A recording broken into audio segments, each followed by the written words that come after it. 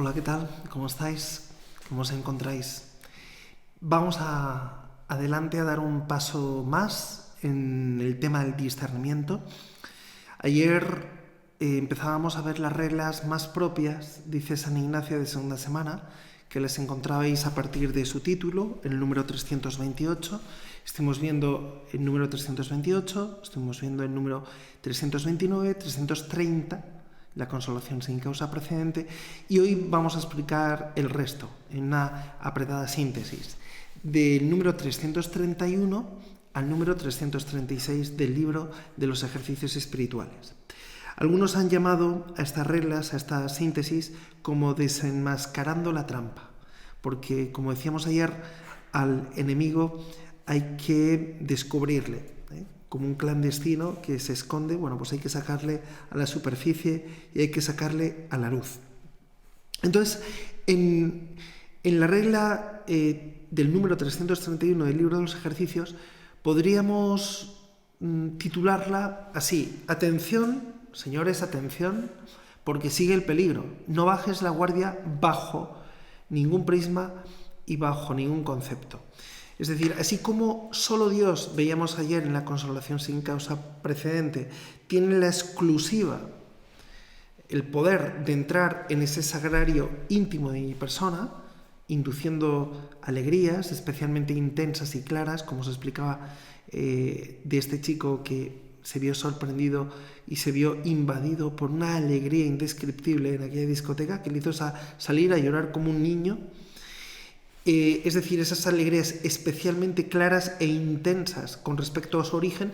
Sin embargo, fijaos lo que dice San Ignacio: los gustos y consuelos que uno prueba en zonas, diríamos, como más periféricas, como más superficiales, con una vinculación perceptible a determinados valores o proyectos, han de ser cuidadosamente discernidos, porque pueden venir del Señor o del enemigo. Es decir, que hay emociones que en su origen vienen de Dios, sin duda alguna, porque Dios puede entrar precisamente ahí.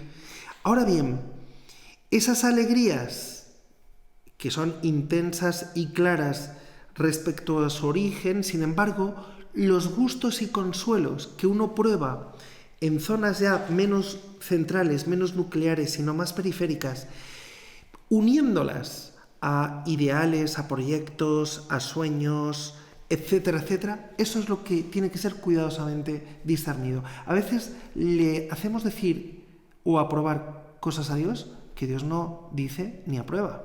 No, es que yo lo sentí con una fuerza y con una intensidad especial. Bueno, vamos a analizar y vamos a discernir de dónde viene esa emoción que parece que pruebas vinculado a ese proyecto que tanto te gusta. No, es que yo siempre me he sentido misionero de la Amazonía. Bueno, vamos a ver, vamos a discernir si realmente esa experiencia intensa que has probado, que has experimentado en la oración, te lleva decididamente a eso, o esa alegría que se despierta ante la posibilidad de irte a la Amazonía de misión. Hay que discernirlo cuidadosamente. Como me gusta decir, muchas veces empezamos las cosas con trote de jinete andaluz para terminar con parada de burro manchego. Entonces, vamos a ir despacito, dice San Ignacio. Sigue el peligro, no bajes la guardia, no seas ingenuo, no seamos ingenuos, no nos creamos lo primero que sentimos o que experimentamos como de Dios, ¿no? Hay que discernirlo.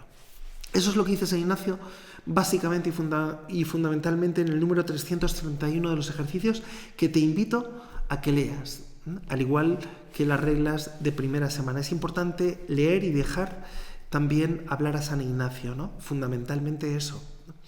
Bien, en la regla 332, San Ignacio dice que el enemigo induce siempre a engaño. Claro, dice San Juan que es el padre de la mentira. Por lo tanto, ¿a qué va a inducir? Al engaño, ¿no? Es decir, entra muchas veces con la tuya o con la nuestra, que en principio uno está lleno de buenos deseos. ¿Para qué? Para enredarte y salirse con la suya. Como no puede ir de frente, como dice San Pedro, el diablo como el león rugiente ronda buscando a quien devorar. Resistidle firmes a la fe. Bueno, pues cuidado con esto, ¿no? Él suele entrar con la tuya, yo lleno de buenos deseos, lleno de proyectos, ahora ya verás el día que se termine el confinamiento y que podamos salir y empezar a hacer cosas, ¿no? Cuidado. ¿Por qué? Porque te va a ir enredando y se va a ir saliendo con la suya. Bien. Reglas 333 y 334. Claro, uno se pregunta, si es tan sutil, ¿cómo desenmascaro el engaño? Claro, si es tan sutil el enemigo, el diablo, ¿cómo lo atrapo? Es decir, ¿cómo lo descubro? ¿Cómo lo desenmascaro? ¿Cómo le sorprendo, en definitiva? Pues dice San Ignacio, en primer lugar, examinando el proceso en su conjunto. Es decir, ver, no lo dice así, dice San Ignacio, ver el principio, el medio y el fin. Nosotros lo decimos así, examinar el proceso en su conjunto. Es decir, lo que viene del Señor es todo bueno.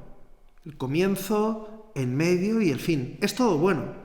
Cuando el enemigo interviene, la cosa normalmente se va estropeando. Algo que empieza muy bien, poco a poco, con pequeños cambios de rumbo, que van provocando pues una experiencia que notamos, que percibimos, de enfriamiento, de turbación. Se mezcla la acedia, la pereza, hasta que la cosa acaba en la dirección contraria a mi supuesta buena intención inicial. Cuidado con eso, por eso es importante examinar todo el proceso, ¿no? San Ignacio era una persona con una capacidad introspectiva increíble, ¿no? Se le llama el maestro de la sospecha, es decir, no daba carta de ciudadanía a lo primero que se le ocurría o a lo primero que le venía a la imaginación o a los afectos, a la voluntad. Segundo, aprendiendo de la experiencia, como de hecho uno ya ha sido engañado y tenemos experiencia de ser engañados, conviene, dice Ignacio, analizar con sumo cuidado, con mucho cuidado, el proceso del engaño. Es decir, cómo se introdujo, por dónde vino, por dónde entró, para no caer en lo mismo en adelante. Es decir, ver la causa, la etiología, ¿no? Por dónde viene, por dónde ha entrado esa mentira, cómo se ha ido gestando, ¿no? Es muy interesante ir aprendiendo esto, ¿no? Hay un libro que yo recomiendo para muchos de vosotros, conocido seguramente, Cartas del Diablo a su sobrino, de C.S. Lewis. Es una descripción, una fenomenología de cómo suele el diablo atacar, dependiendo también los diferentes perfiles psicológicos que tiene delante. Lógicamente a la persona perezosa el diablo le va a atacar precisamente por ahí, por su punto débil, no por el punto más fuerte, como es lógico. O a la persona irascible lo va a atacar por ahí. Por eso tenemos que ser suficientemente ávidos para saber cuáles son nuestros puntos débiles, porque sabemos que nuestra máxima vulnerabilidad se pone en juego a través de ellos, ¿no? Y estar atentos y estar vigilantes. Y después San Ignacio dirá que ni siquiera cuando estoy cierto que lo que siento viene del Señor, puedo despachar por bueno todo lo que se me ocurra después. Eso lo dice en la regla 336. Cuidado.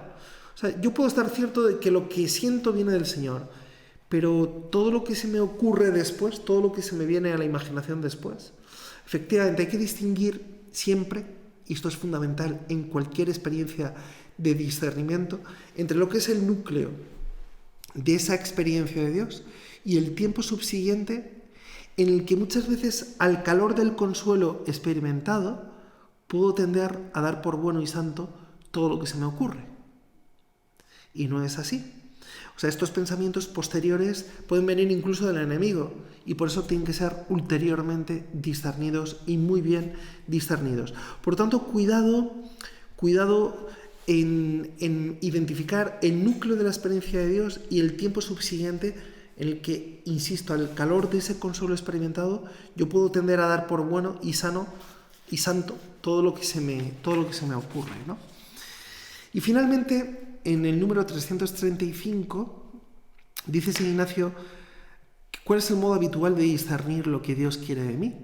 Y esa es la pregunta de oro, podríamos decir. ¿Cuál es el modo habitual de discernir lo que Dios quiere de mí? Pues básicamente podríamos decir nosotros que es un proceso de intuición espiritual. ¿Recordáis lo que os decía al principio? Que sin vida espiritual no hay discernimiento. El discernimiento no es una especie pues eso, de varita mágica o de curso técnico que tú haces y te facultas para poder, te capacitas para poder discernir. No, el discernimiento es un proceso propio de una intuición espiritual por el que el corazón, progresivamente rendido al amor de Cristo, al corazón de Jesús, al que yo voy contemplando a lo largo de los misterios de la vida pública. Por eso nos estamos deteniendo, el Padre Hernán y yo, en los misterios de la vida pública. Uno intuye la consonancia o la disonancia de emociones, la consonancia o la disonancia de planteamientos, la consonancia o la disonancia de hábitos, con lo que yo siento ser esa llamada a configurarme con Cristo en mi historia personal y a mi original modo, porque Dios nunca sustituye ese original modo con el cual Él me ha creado. Bien, pues espero que estas intuiciones os hayan ayudado y ya el próximo día seguiremos adelante con otras reglas de discernimiento. Buen provecho.